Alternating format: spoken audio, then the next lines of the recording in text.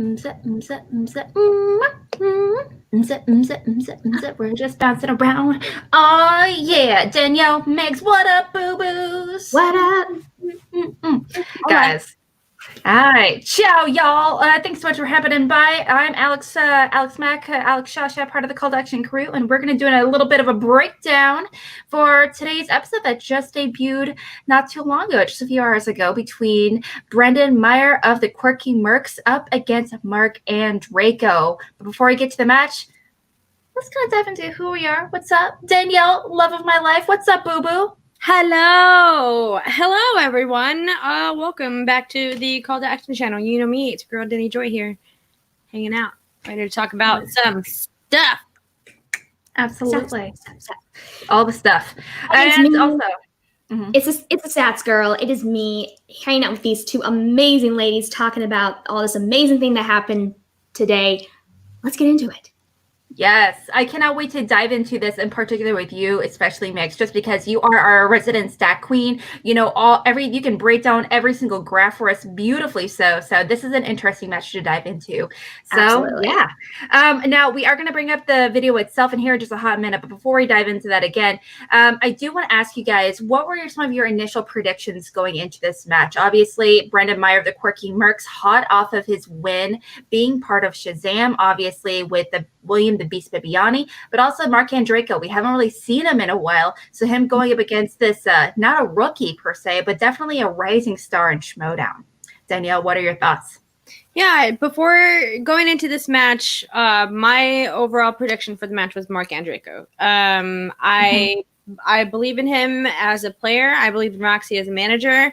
I know that the Rockstars are pretty low in the standings at the moment, but I felt like that's a good reason to drive for it. But Andreyko is also the type of player that likes to have fun and likes to be a part of it. So I really had Marc for this, but you cannot count the kid out at all. He is a top tier player. Everyone knows that he's a top tier player. We've seen what he's done. He's done amazing work with Shazam. So it was really either or, in my opinion, going into it, but I just favored Marc Andreyko for this match. Justifiably so, he is a former, teens title holder. Obviously, he is definitely one of the biggest, one of the best, veterans of the game overall. And I know Megs in particular, being our stats queen, can you tell me just real quickly a little bit about Andreyko as a competitor, stats wise? So stats-wise, I only have data on him from 2018 forward, which isn't a ton of matches, but he is solid whenever he does play. So he does, even though Meyer has a few more matches, Andreyko does edge him out on just about every category as far as accuracy and percentage-wise. So this one was kind of a pick-em for me because I could see either one of them walking away with the win on this, because Meyer is riding on the high of having this great run with teams and is just really adapting well to this online format, versus Andreyko still kind of feeling things out. He had a great match in the first round, but I definitely, if I looked at pure stats, Andreyko has the upper hand, but based on past performance and how they're adapting to this newer format, I would not have been at all surprised if Meyer was going to come out of it going into the match watching it. Absolutely. Well, Meyer's also been very vocal about how even though he is a very young competitor by comparison, he's also a very much a strategic competitor as well. He does his research going into it. He's watching your matches, your histories, trying to find the strengths and weaknesses. So that's the kind of competitor he is. So, he's definitely someone you don't want to be like, whatever. It's just Brendan. No, not at all. Not at all. No big deal. Whatever. This is not exactly a Matt Atchity situation. You feel me? I love Matt Atchity, but he is very chill. He's just like, whatever happens, happens. Here's my little tiki cup, with my glorious mustache. Full on beard, really. Do you guys remember that beard? That was a glorious beard. Oh man. Girl, it deserved to go into the Museum of Beards, like Museum Beard. Okay. It was majestic. Beard Hall of Fame. Yes. Absolutely. All right. Well, let's go ahead. Oh, sorry, go ahead. I was going to say, and I will say that also, again, I don't have all of Andreyko's matches, but with Meyer, he's had a couple matches that were definitely subpar for him. He had his first match was not a fantastic showing. It wasn't poor by any stretch of the imagination, but not near where he was before. So he has those moments where he's not shown his best in a singles format. So that's kind of another thing to throw in there, that data can be skewed in that direction based on a couple poor performances, which doesn't knock the player. It's just some days you don't have it. Yeah, and especially with Brendan's first match going against Paul Oyama. Paul Oyama was just on that streak that season. Like that, Paul Oyama was coming for blood. So it was just a shame that was the first match that he had to come out and play in. But he's done very well since then, and we've seen him do well. And you absolutely cannot count Brendan Meyer out. Yeah, that free-for-all that he played in was a huge turnaround. That really made us be like, that was the point. Gosh, who is this guy? Who is this guy? Obviously, there's more to it than just that one match against Oyama. And obviously, we look at Oyama now as one of the top-tier competitors, obviously, in Schmoedown. So let's go ahead and get started on the match itself. Let me know if the audio is okay, by the way. It is. All right. Oh, shoot. Schneikes. My bad. There we go. Rule throughout the duration of the match. That sounds good. That sounds good. So far. Yeah. Use a JTE rule. You also have one challenge. You can utilize any three-round contest. You may I'm just gonna mute myself for a little bit, okay? Just one of these days, if I'm at home and my cat decides to do that, it's gonna be just as loud because she's a yowler. Android, are you ready? My cat is not. She's mean, but she doesn't say anything. She has a very strong silence. Oh, very good. Round number one, question number one. So this action adventure. I was not surprised at all by both of their performances in this round.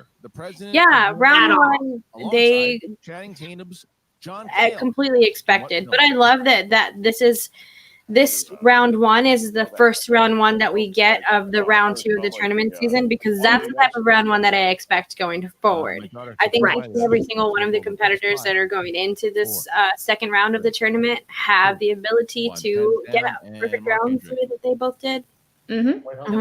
Yes, absolutely. Yeah. Well, when it comes to the first round, obviously the purpose is that they're easier, much more surface level questions.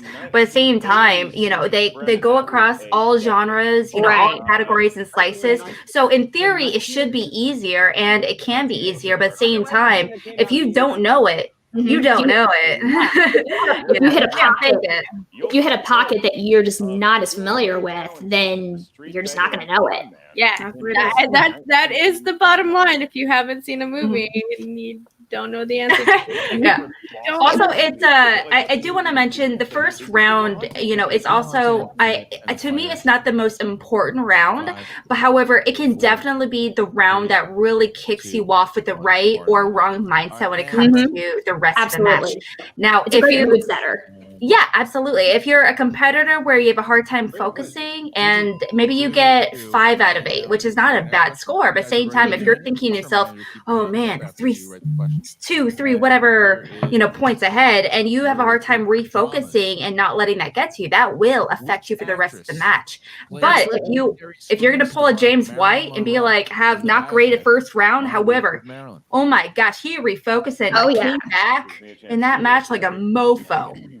Yeah, that's the other half of having a good first round. A good first round could set you in that false sense of security where you think that just because your opponent had a bad first round, you're automatically going to be set in the rest of the match, and sometimes it's just not true.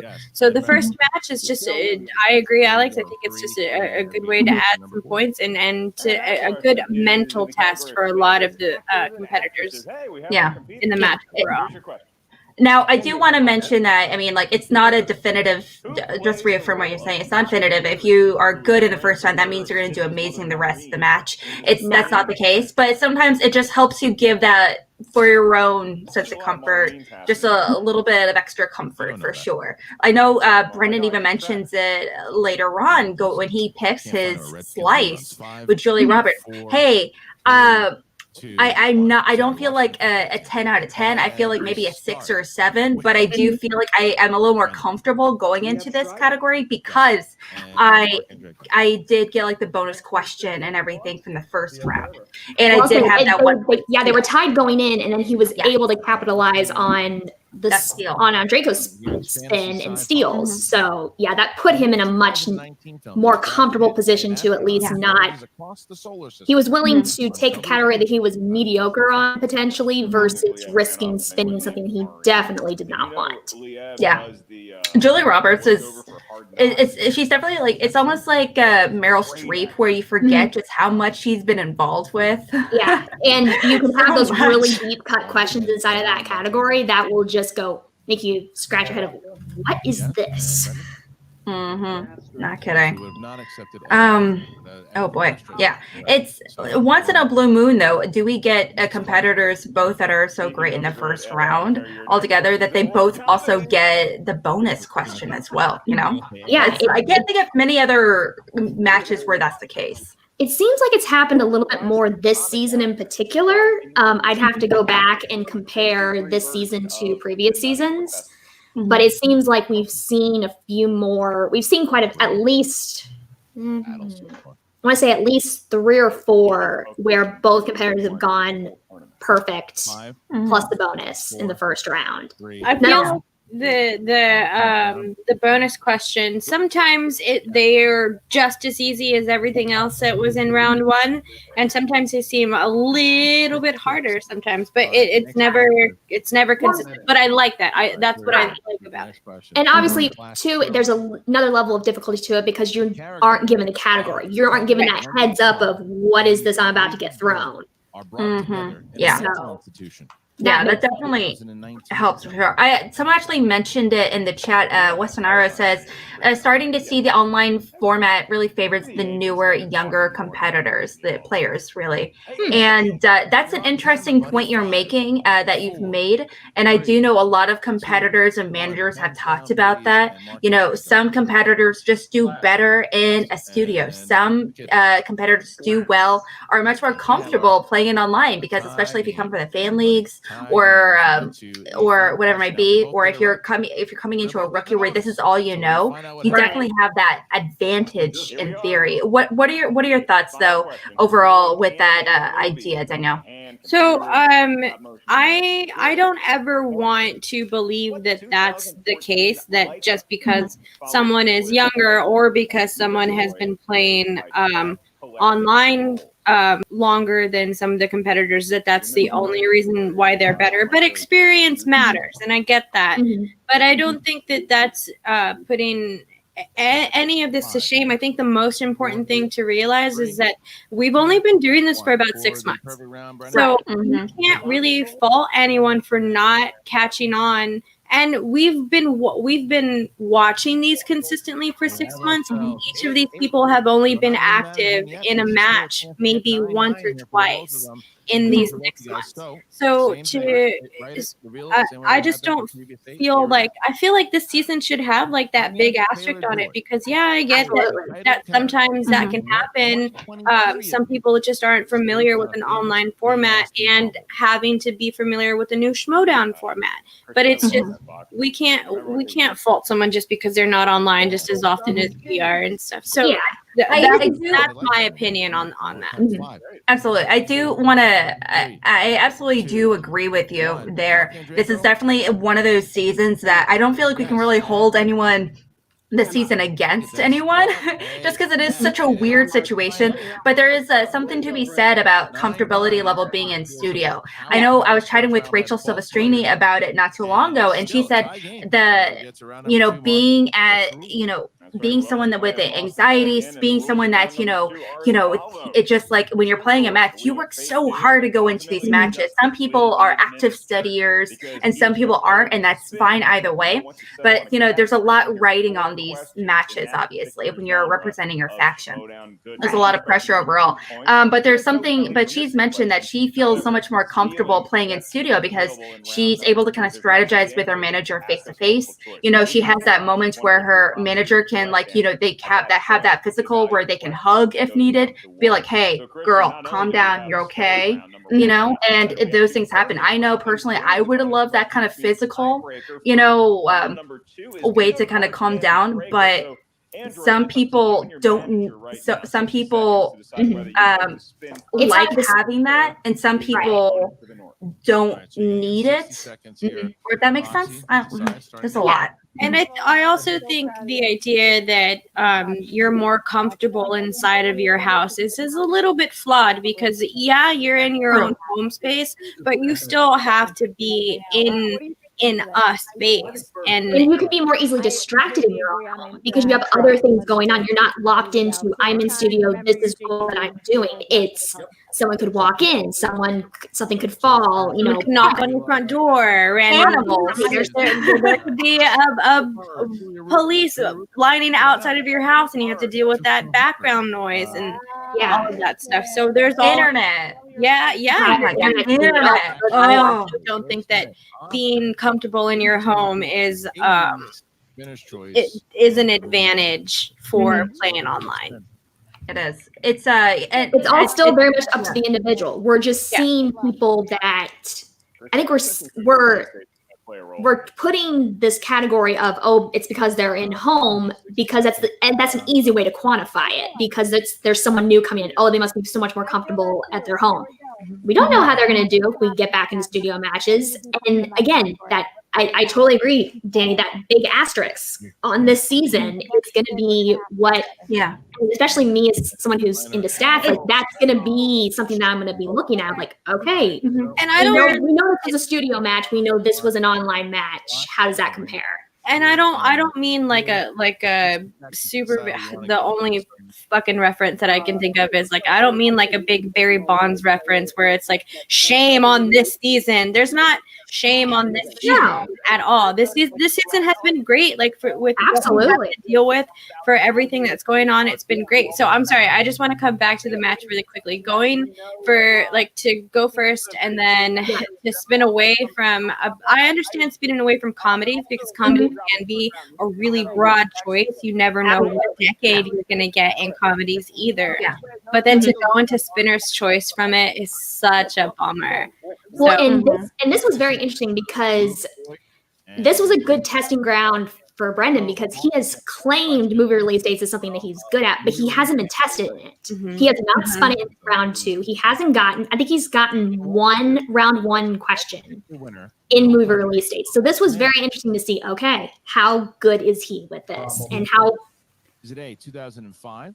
B, 2006, C, 2007, or D, I also think that something it's kind of interesting is that some competitors are definitely, if we're looking at John Roca, for example, this season we haven't really seen him succeed all that much in an online setting, which is kind of interesting.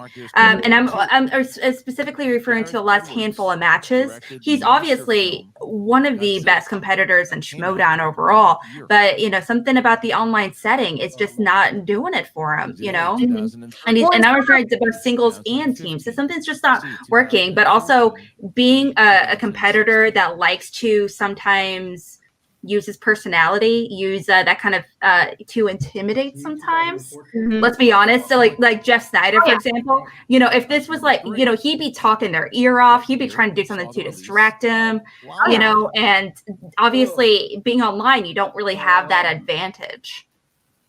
But I mean, even in Snyder's last match, he was still doing it. He was talking over, he was getting those little jabs in. So you can do it inside the online format, but it's what are you comfortable with? What makes you feel comfortable being in your game mode? I feel like if God forbid, if we have to go into next season in this same type of format, it'll be completely different. Not completely overall different, but I think people will have a better grasp on how to handle certain things, how to do things a certain way, and it'll just evolve from there, and it'll get better in the way that it has. I just feel like we can only go up adapted so well. Yeah, exactly. They just adapted to this situation so well. It's been fantastic. Go back to the studio, though. I want to go back to the studio. I do. I remember when Lucas and I were going to LA, we were like being like, could we go to the studio if we're at a certain tier or something to see a live match being filmed kind of thing? If like we were thinking about like updating to like the certain tier just for that month, so we could possibly do that just because it's like it's like going to Disneyland. I would love to see it. I would be like, oh, I get to touch the wheel. like stroking the wheel. How you pronounce like bring us good luck. Yeah, because the digital wheel is the true villain of Schmodown, let's be honest. This match, absolutely. Yeah, okay, so he's going with Julia Roberts. I know we kind of touched on it earlier. Yeah, but that's a very different kind of category. Your face just now concerns me a bit. What does your gut say? Well, I like this dialogue here. This is one of those things where there's a couple. This is just one of those things where I've seen a ton of Julia Roberts. I kind of feel like maybe I should just keep it and see what happens, because I don't feel there's like maybe one slice that I feel amazing about, and everything else is in this Roberts zone. So let's just keep it. What do you think? She's done a lot of movies, but a lot of them. I'm really surprised he kept with it, to be honest. Yeah. Under that description. If there was another category on that wheel that you think he would have been stronger in, which one would you go with? Actually, that's his. I'm gonna say it was Oscar back. Yeah, that one. I want to see if I can. And actually, I wrote down all the wheel slice categories. I can read them off. Yeah, go for it. Yeah, please. There's Spinner's Opponent's Choice, obviously. Mel Brooks, comedies, Julia Roberts, horror, movie release dates, 80s, remakes and reboots, Oscars, Will Smith, action adventure. So if I had a very loose guess, I would have guessed movie release dates and Oscars, but there could have been one of those, either Will Smith or Mel Brooks or Julia Roberts even, that he could have put on there. Yeah. I was thinking movie release dates and Oscars would have been the ones that he would. Based on his previous, what he's talked about, he's very good at, that makes the most sense, but also Oscars could be one that could just have been put on there arbitrarily in the normal rotation as well. Yeah, that's also true.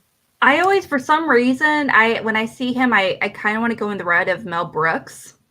Yeah, it just because of like because not only his age, just because, but also Mel Brooks is obviously a writer, director, an actor, he's also a very talented musician as well. Yeah. So I feel like Brendan Meyer would kind of be a fan of a person like that. Almost like if there was like a Rob Reiner slice, he'd be like, fuck yeah, Rob Reiner. I feel like that would be like totally his jam. But honestly, I am kind of curious that since Andreyko did get opponent's choice and he gave him movie release dates, I'm thinking he gave him that slice being like, it's definitely not my best slice, but it's not my worst slice, so I'm going to give it to him for him to take. Well, yeah, and there's his stats over the wheel overall is definitely shifted for the worse in theory. So he's like, I feel like a 6 out of 7. So I don't know statistically speaking how much better I can do on this wheel, if that makes sense. I mean, in general, for his entire career, he's a 64% on round 2 percentage accuracy. So not bad. Yeah. But not like in the 70s, 80s, 90s of some of the top tiers. So he's definitely a little bit hit and miss there, but he does have a couple of those just off day matches that has really brought that down.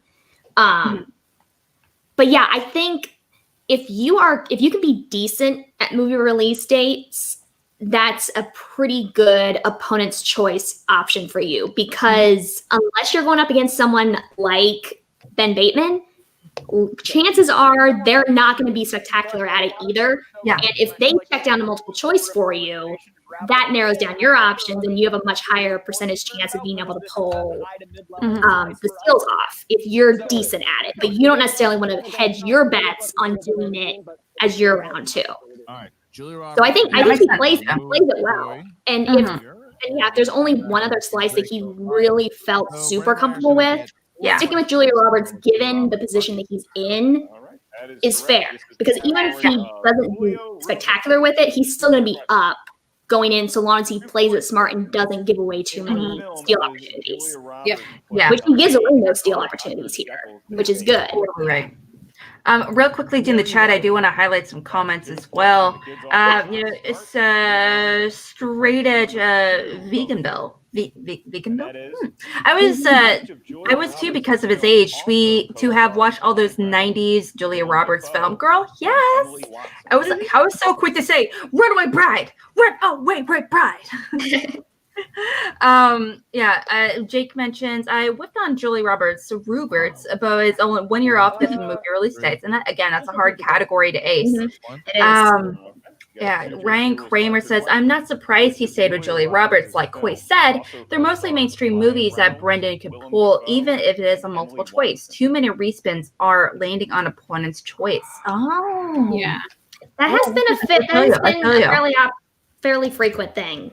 I have not noticed that, but I will go back and look at that. That sounds interesting. That sounds like a stat we should find. It is. I need to go do some deep dives in there. Ooh. Out of this season total, I am kind of curious how many times opponents' choice have been selected, but also alternatively, how many times have both opponents and spinner's choice have been selected in the same match? Yeah. That's Statistically, in like out of so many matches in a season, like it happens. It does happen a fair bit. Enough, which is like really weird, which like shouldn't happen that often. Well, but here's the thing, though. Those are the two slices that are definitively always on the wheel, unless you're talking about a championship round. So statistically, it's the most frequent slice on the wheel. So you have to take that into account as well. All right, very true. So that's why you're a numbers girl. That's true. Bringing up the facts. It is what it is. It is what it is. Runaway Bride. The Runaway Bride. Got the shoes and the poster. Get it? That is correct. Pretty Woman. That soundtrack. Ready? The movie is problematic, but I enjoy it. Do I enjoy it? Obviously, who doesn't? But that soundtrack is bomb. I love that soundtrack. Soundtracks are beautiful. I was thinking of the Runaway Bride soundtrack. That too. I only remember like one or two songs from that soundtrack, but I don't know the entire thing personally. I just remember that Dixie Chick song. It was so good. Yeah. Can't go wrong with Dixie Chicks. That's for damn sure. That's right. Well, it is interesting too. Andreyko said in the post-match how he knew all these questions without multiple choice. I think that was what he said. So again, it's because Brendan was in the position he was in, he maybe played it a little bit more safe, but maybe there were a couple things that he wasn't going to be able to pick up. So it was definitely a gamble, but worked out. Yeah. In round number 3, the round that will it worked out. It did work out, and just we need some help from our came down to that last question, that darn 5-pointer. Darn 5-pointer indeed, yeah. It's I'm not gonna lie. Dang, I said it again. I need to stop saying that. Oh, it's awful. It's such a horrible habit.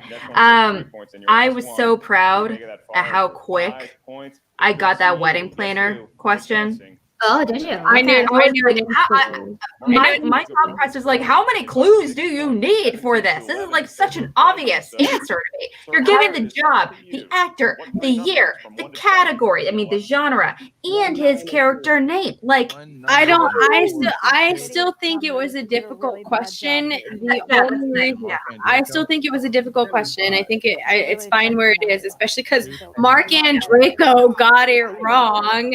But the only reason why I knew the answer to that question was because I went through a big J-Lo phase for a very long time, and that's the only reason why I knew it, because and rom-coms, a big fan of rom-coms. So yeah, if you're not a big fan of rom-coms or Matthew McConaughey specifically, that one kind of I feel like falls through the cracks for a lot of people as far as his big movies, at least.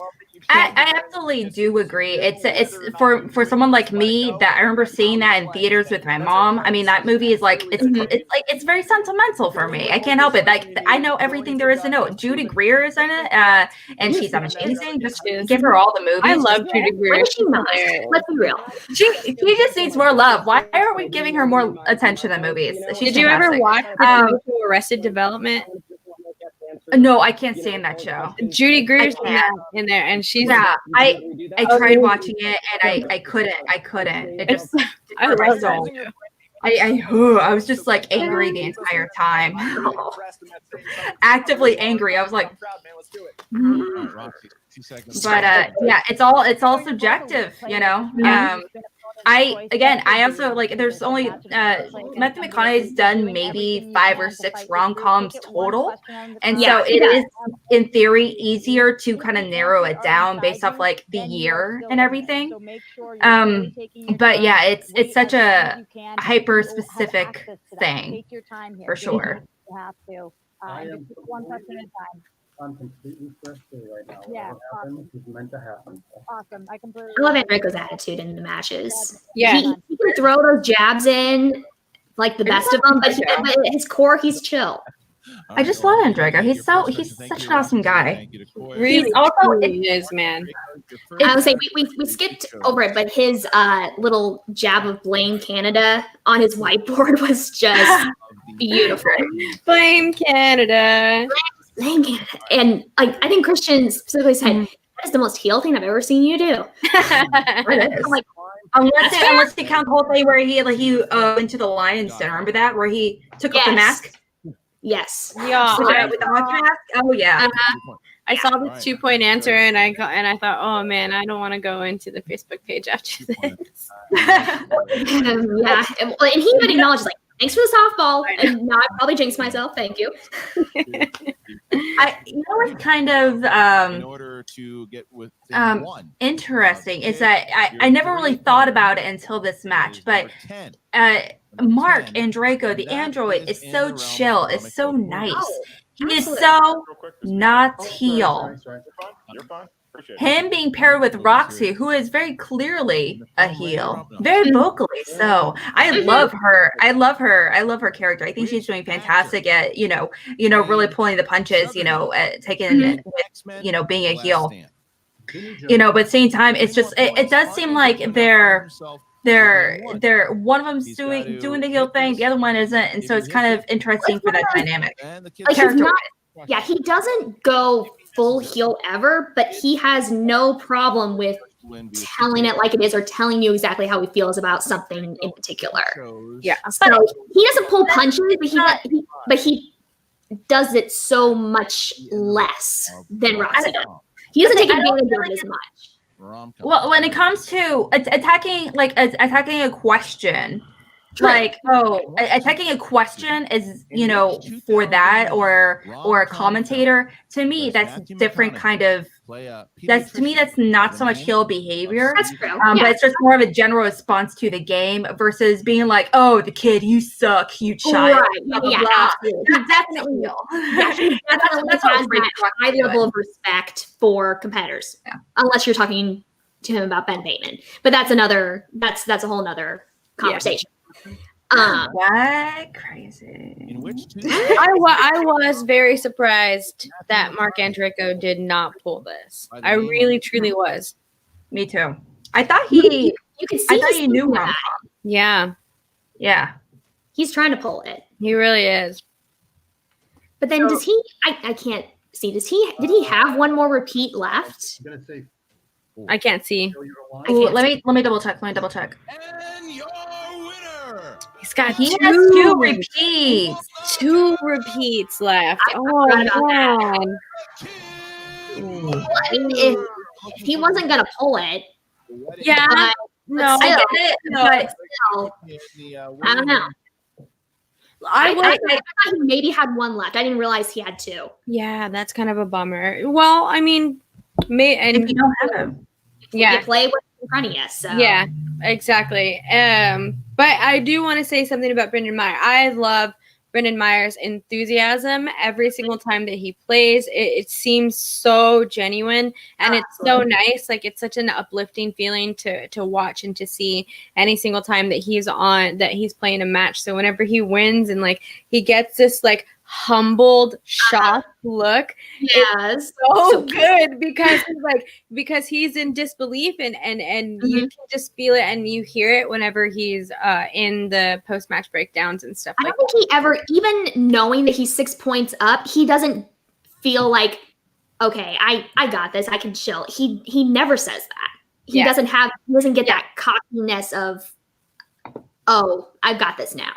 Yeah. He's still on the edge of his seats for that. I am so sad that they retired the delinquent kid so soon. Like when they were going up against DeLon. I'm hoping to God that it's gonna happen again.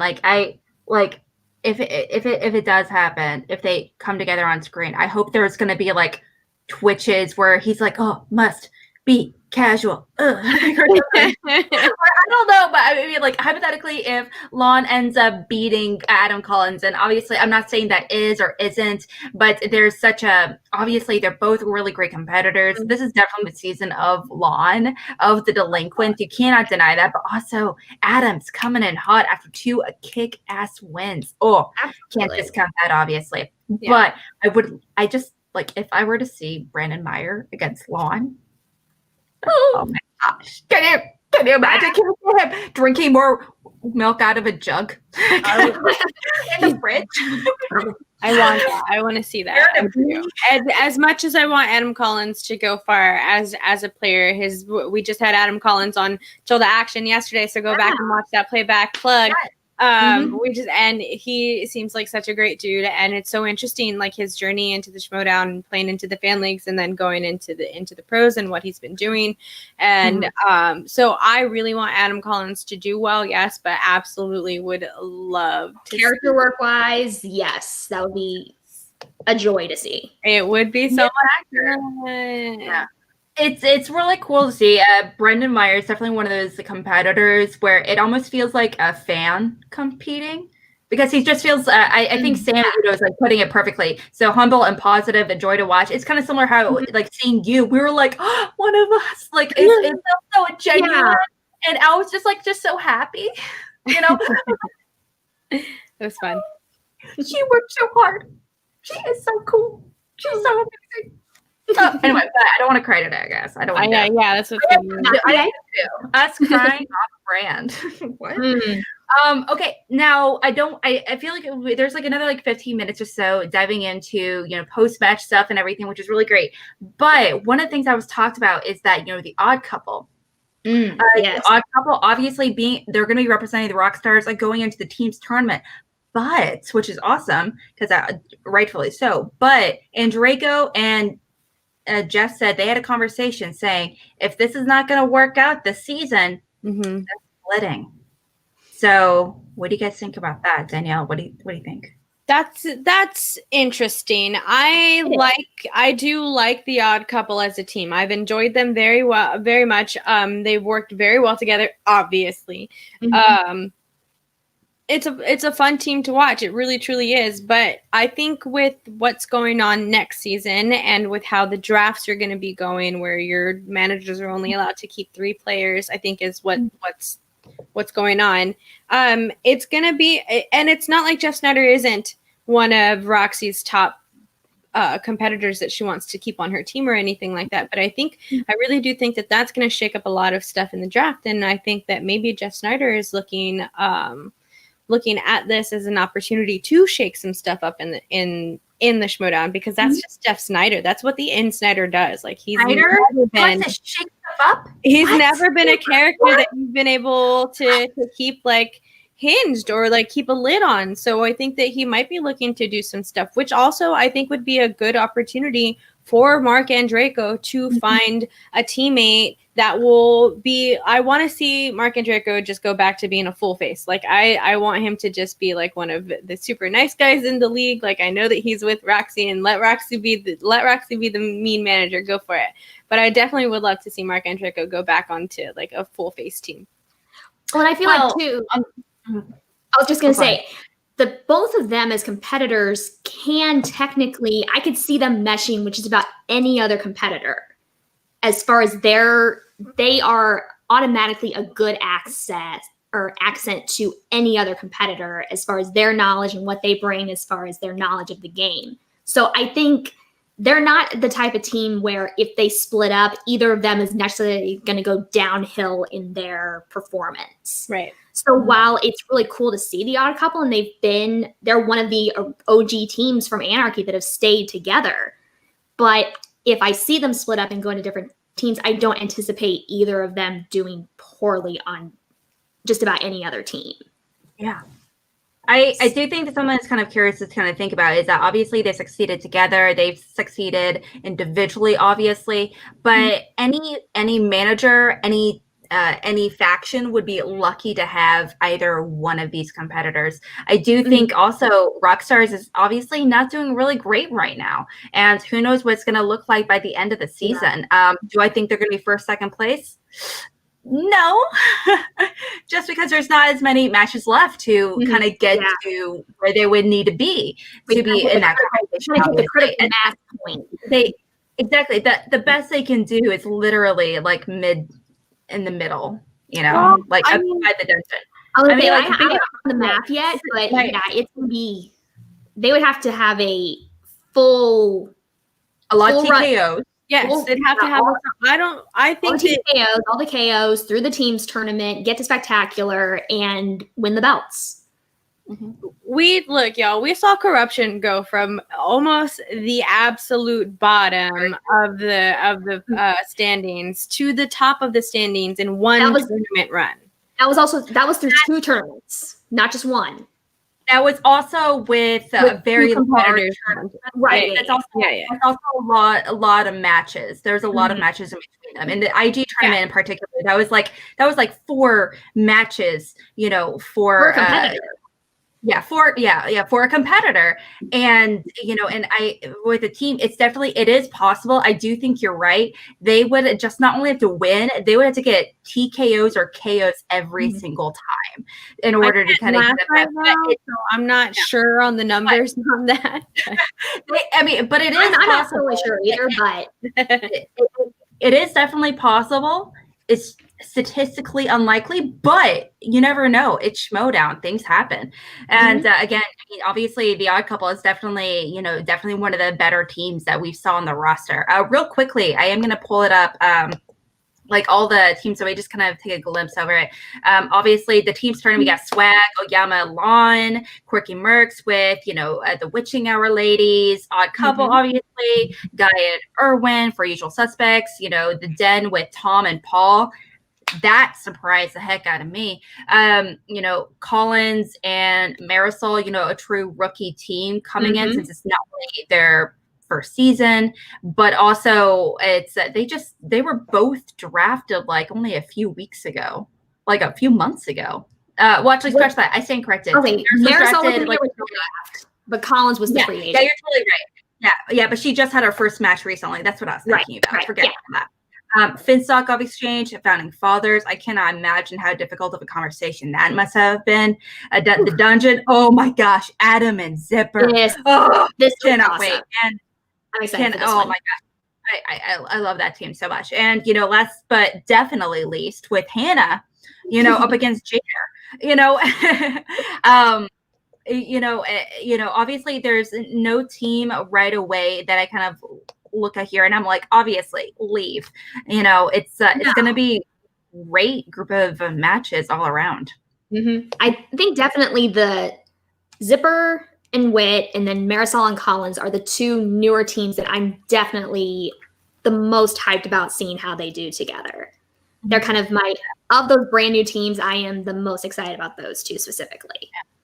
Yeah, I mean, I do know on Call Live we had an episode hosted by Kelsey, the lovely Kelsey, Yes. where diving into the matches and everything very Mhm. soon, and they just had an awesome one of my favorite episodes of Call Live, where we're kind of diving into that a lot. I know Danielle was on it, Paul, Kelsey, and also the ever wonderful Jen, Jessica Sturger. It's really cool. We had a little tease about her potentially wanting to dive into managing one day, so you never know. Yeah, there's that. But yeah, one day, you never know. So definitely check that episode out if you hadn't had the chance. It's really good. But yeah, that's it. I mean, honestly, that's it for this match overall. What are some of your big takeaways from this match overall? Starting with you, Danielle.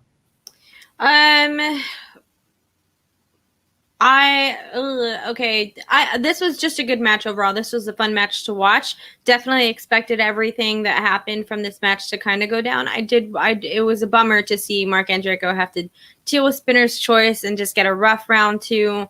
Really wanted to see him go through it just a little bit farther. But, Brendan Meyer is definitely not anyone to look over. So overall, this is going to be really exciting. It's a bummer that the Rockstars don't really have that much of an opportunity left inside of this tournament, but it's also really cool to see what Koi's been doing with the Mercs and how far that they've been able to go through here as well. And so I'm excited. Round 2, baby, here we go. Woo-hoo! We're coming in hot with this.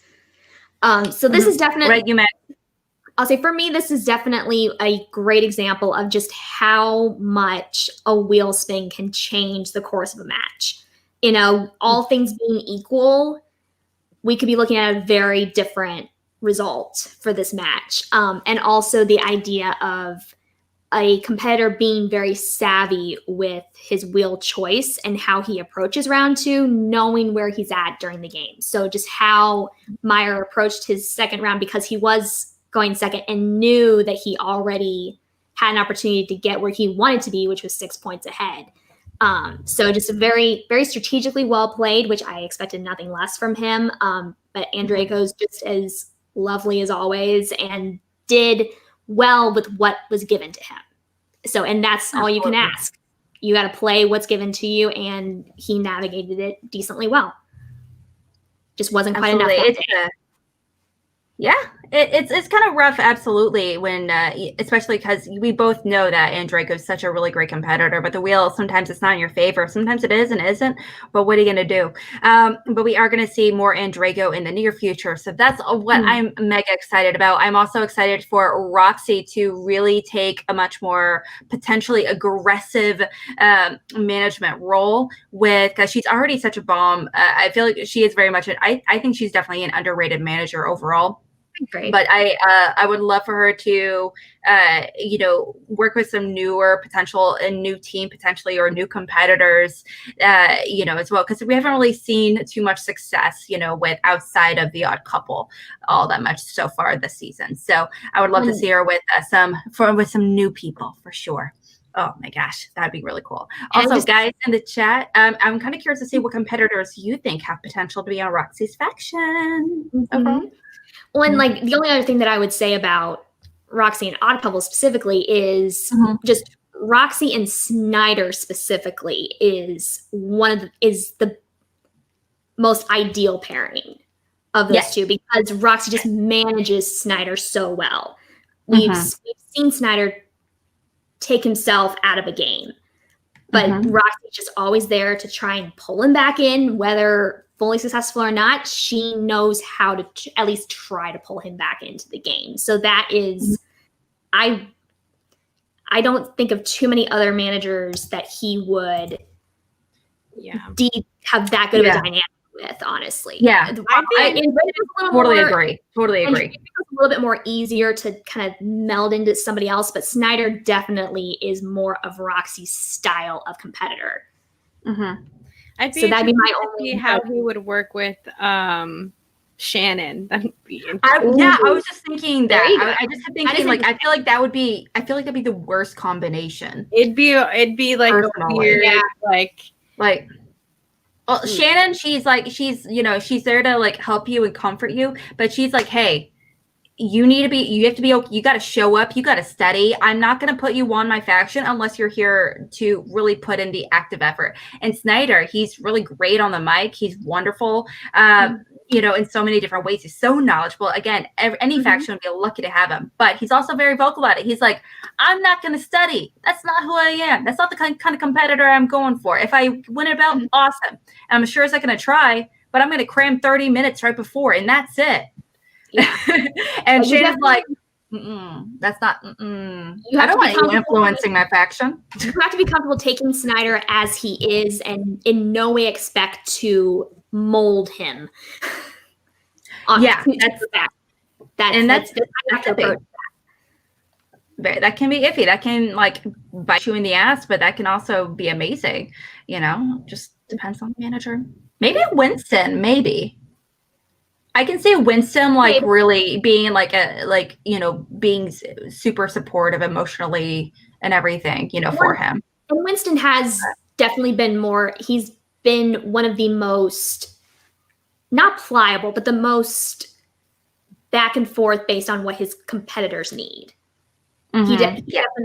He has a much more of a better bead on what particular competitors need. I mean, a lot of the other faction managers are doing a great job of that, but he specifically has really adapted to his competitors to great success. Yeah, absolutely. It would be really cool to see him come back with Gucci. That'd be pretty interesting. A little Lions Den mini reunion situation. Let's see. Maybe we'll get that going on last weekend. Who knows? You might have a lot of room to work with to get more people. So, not kidding. That's a whole other conversation for another day, guys. Yes. Guys, thank you so much for hanging out with us today. I'm Alex Mack, part of the Call to Action crew. You can find me here at Real Alex Mack. And Danielle, where can we see your lovely face and everything you're doing? You know me. You can find me on Twitter at DanieJoy, DanieJoy. You can also find me on Twitter and Instagram at Watch the Book Pod. And you can follow my YouTube channel and hang out with me while I am reading Aftermath. Come and hang out with me. Padawan Book Club. Hashtag Padawan Book Club. So good. That's awesome. I love it. And Megs, where can we find you and your beautiful face and all the stats you're posting? I am. You can find me on Instagram and Twitter here at Megs_reclaimed, and also on the Facebook MTS page. I usually put everything up there, as well as all of the Facebook faction group pages. I'm also posting on there as well, so you'll see me pop up there now and again. Come check it out. It's a lot of fun, a lot of neat things hopefully coming down the pipeline soon, so be on the eye out. Oh, be on the eye out, guys. Yes. Like I said earlier, I'm Alex Mack, part of the Call to Action crew. You can find me co-hosting a show called Cinema Bias every single Tuesday at 10 o'clock Central. We dive into a movie that really puts us outside our wheelhouse. I'm going to be seeing Beverly Hills Cop for the very first time. Yay! Today. Never seen it. Never seen any of those movies. So it's something that I've been wanting to watch, but finally I'm being forced to sit down and watch it. So it's going to happen tomorrow evening. I host a show with that Video Drew. It's real fun. I also host a show called Schmo Bates, typically on Wednesday. I'm sorry, it's been like really weird schedule wise recently. I apologize for that, but it's my Schmodown themed debate show. If you know anything about me, you know I love my hot takes, and you'll know I love debating because I'm surrounded by awesome people that debate. Crazy, I know. So it's on every single Wednesday. We're trying to solidify scheduling this week, so fingers crossed. But guys, thanks so much for doing this with us today. You can find us on Twitch, you can find us on Facebook, you can find us on Twitter as well at Call to Action Pod. So definitely give us a follow at any of those places. Like, subscribe, and please comment, please. Yes, with his hair on top. Guys, have a great rest of your day and keep watching movies. So bye.